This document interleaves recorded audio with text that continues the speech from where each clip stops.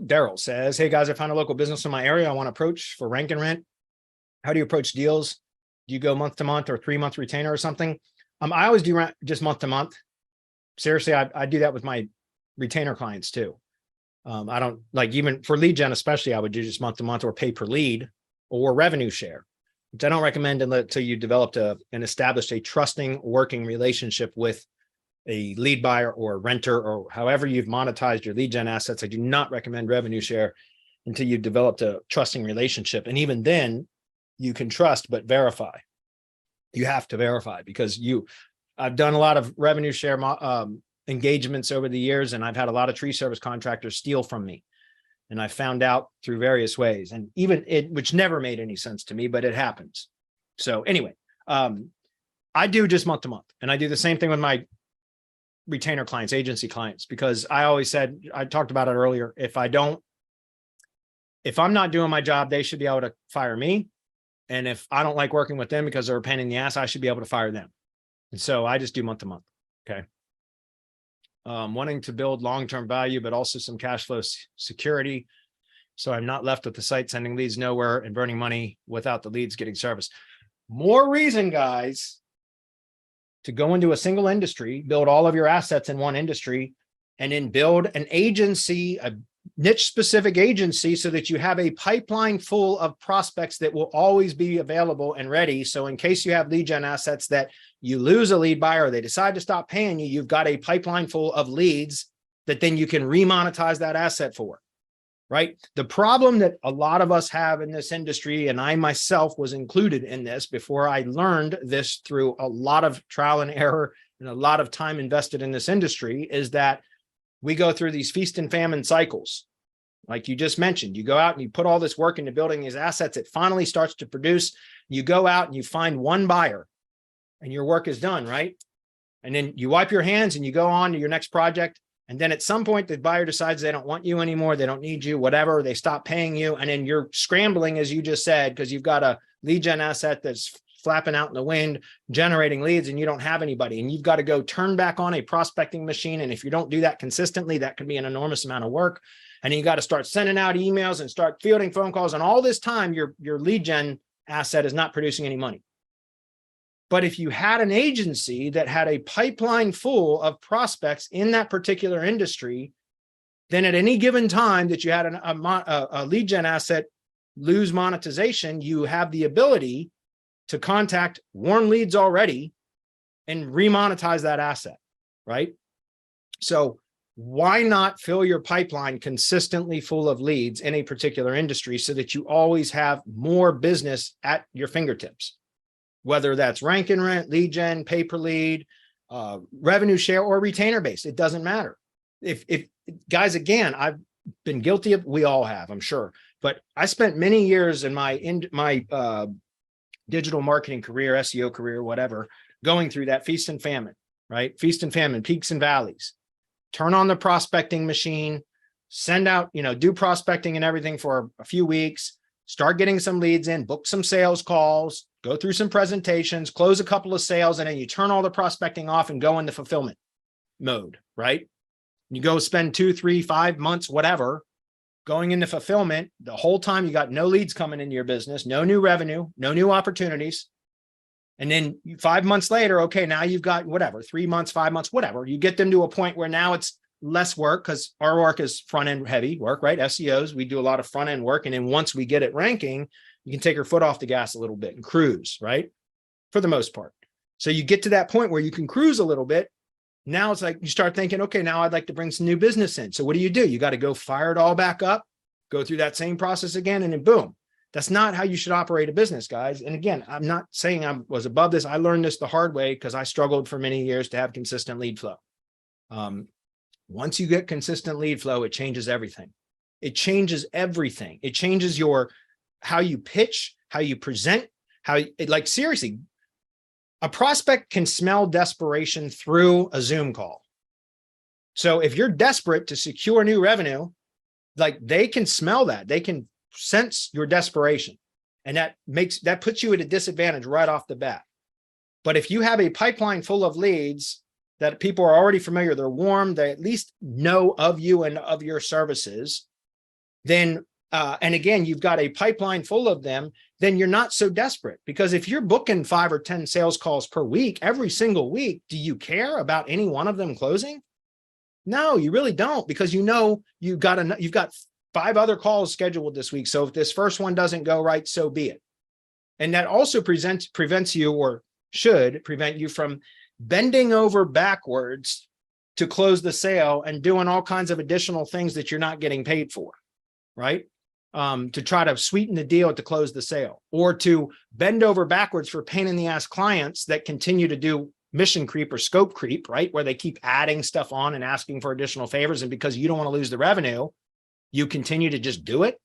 Like, again, I've done all this, guys. I'm guilty of all of this.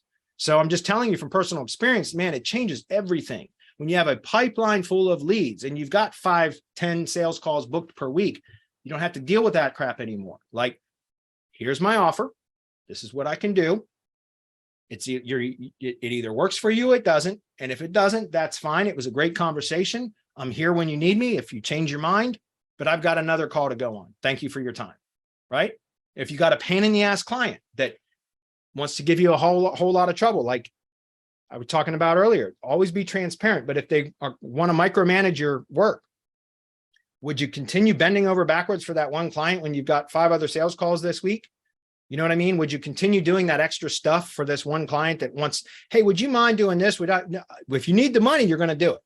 But if you, and not that we don't need the money, but if you have other prospects in line, then you don't have to go through that trouble, is what I'm saying. So in my opinion, like I said, guys, whether it's rank and rent, lead gen, pay per lead, or even retainer-based stuff, the most important thing you can do as an SEO, if you want to provide SEO services as an agency or consultant or whatever, is to build your own agency brand and a prospecting machine so that you can fill or produce consistent lead flow, and then dial your sales presentation in so that you can close more of the sales, right? That's where you make your money. And when you have money coming in, it changes everything, because you can hire third-party fulfillment providers, white label fulfillment providers, vendors, et cetera, to help fulfill so that you can continue bringing revenue into the business, which is generating leads and closing sales. Does that make sense? So like I said, guys, I love SEO. I do SEO. I enjoy it. I love manipulating Google and everything else, but I really like money too. And so that's why I spend more than half of my week on sales calls every week. I'm still trying to get myself out of that, but it's one of the highest leverage activities you can possibly do in your business, is because, again, that's the revenue generating activity. So I don't want to that's the last thing I want to delegate, is the sales component, because that is what I'm good at. I'm really good at selling. And by the way, that's a learned behavior. I hated selling. I've talked about this before, but for years I avoided it. And I spent, guys, hopefully, I don't want to discourage anybody about learning sales, but it is a necessary skill. If you're going to be a business owner, you have to know sales. You have to learn it. But the good thing is it can be learned. I hated sales. I avoided them at all costs for years. I still did okay, but it was not anything like what I'm experiencing now, because I will jump on a sales call like that now because it's a learned behavior that I forced myself to get better at. Again, I'm not bragging about anything, guys. It was very painful. I spent 2 years with mastermind members in our mastermind where we met every single week. It was almost 2 years, at least a year and a half. We met every single week on Thursday for an hour and it was a sales mastermind. It was just me, and I think there was 8 of us in total.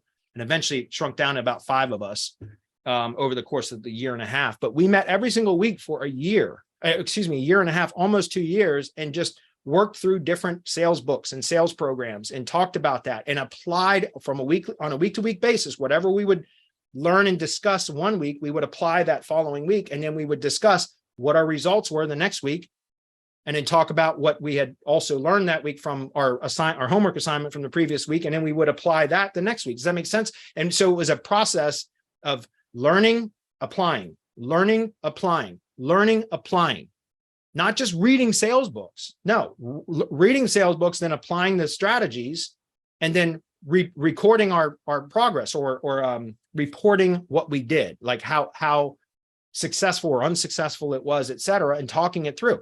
I'm telling you this because it makes sense for you guys to think about that. If you're not good at sales, join a sales mastermind or join a mastermind where there are people, breakout sessions like what we did in our mastermind. Come join our mastermind. We're going to have one for sure, because one of the things I want to do for Semantic, for the directory hybrid agency program, is the first 3 months is build the agency, build your brand, build lead gen assets, and get pipeline full of, build your lead flow. Then the next 3 months is going to be 100% sales training, 100% sales training for 3 months. Because at the end of 6 months, if you, in the first 3 months, you build the brand and you build the machine that fills your pipeline full of leads consistently, the next 3 months, you're going to learn sales. It took me 2 years, but I've, again, I'm going to share with you some framework that will help you to be able to not have to go through. Plus, if you do 3 months of intensive sales training, you'll be good at it at the end of 3 months. Now you've got really good revenue coming into your business. And if you've been outsourcing the fulfillment to that point and you're profitable, would you really want to add the complexity of bringing all of that fulfillment in-house? You can, you certainly can. You might increase your margins. You're going to increase the complexity of your business, but you might increase your margins too. The point is, if you're making money and you've got third-party providers that can provide it because you were focusing on generating leads and closing sales, then why not continue that, right? And are you guys all here because you love SEO, or are you here because you want money? My guess is it's the latter, right? And again, I love SEO, but boy, money sure makes it more fun. I can tell you that. So anyways, guys, hopefully that makes sense. James Slattery, do you have a link to your directory program? I've had people asking me about that on multiple Hump Day Hangouts, and I never give them the link because I don't have it. I just say, go search James Slattery. Do you have a link for your directory program? If so, post it in chat, man. No affiliate link needed, just post it. If not, that's fine, but just wanted to give you that opportunity because I've been trying to send people to you, man. Anyway, moving on. Hopefully that was helpful, guys. Again, to get over this problem is fill your pipeline full of leads, which is why going into a single industry, in my opinion, is much more important. It's important because you can, it's hard to do that when you're a general agency that deals with any kind of business because your messaging is so scattered.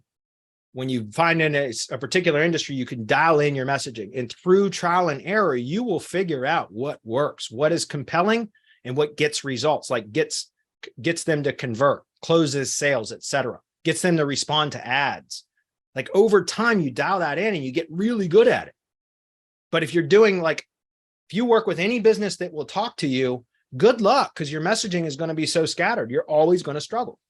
Okay. That's just just from my own experience, guys. That's what I'm sharing with you. Everybody's different. I understand, but that's what I've experienced. All right. Anyways, great questions today, guys.